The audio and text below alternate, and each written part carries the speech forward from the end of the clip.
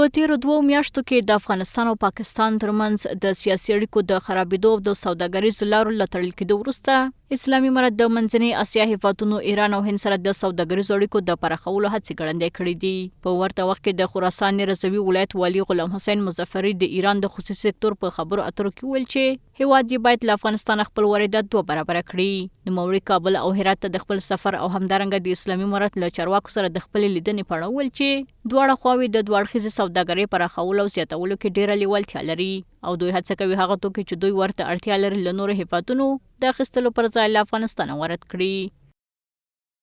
له افغانستان سره په سوداګرۍ کې زموږ ټینګار دا دی چې هر هغه محصول چې په افغانستان کې تولیدېږي او د ایران بازار ورته اړتیا لري باید زموږ د وارداتو لپاره لومړیتوب ورکړل شي. موږ باید د افغانستان له لارې له نورو هیوادونو د محصولاتو واردولو پر ځای په مستقیم ډول د افغان تولید شوو توکو واردولو باندې تمرکز وکړو.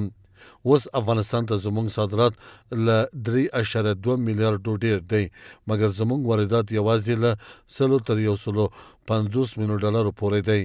افغان لوري د صادراتو لپاره لیوال دی او خراسان رضوي ټینګار کوي چې موږ د افغانستان ظرفیتونه ډېر وکاروو. خو یو شمېر افغان سوداګرو د هیواد د سوداګرۍ او پانګونې خونې له چارواکو سره په یو غونډه کې له پاکستان سره د سوداګریزو لارو د تړلو په اړه خپله نارضایتي څرګنده کړه او زیاته کړه چې که دا لارې د نورو 3 میاشتو لپاره تړلې پاتې شي نو د هیواد یو شمېر سوداګر به له سخت اقتصادي ننګونو سره مخ شي. ډالر موږ ته رسیږي تاوان رسیږي هر تجارت 10 لک ډالر 2 لک ډالر 1 لک ډالر خساره واردېږي 3 میاشتې چې لاره بنده کړه 3 میاشتې نور بند شي دا تجاران نور لارو څوک ګدۍ ته کېني د دې به څه صورت حال وي. حکومتونه خو صحیح درته سم فیصله کوي دا تجاران چې په دې څلوېښت کاله کې د وینې په بدل دا سرمایه لاسته راوړی دا به څه کېږي د پاچې نه ګدۍ ته کېني دې سره څه کېږي د ملت ته څوک خدمت وکړي چې دا تجاران خاور سره خاور شي. بس از راههای بدیل میکنیم. راه پاکستان بدیل نداره.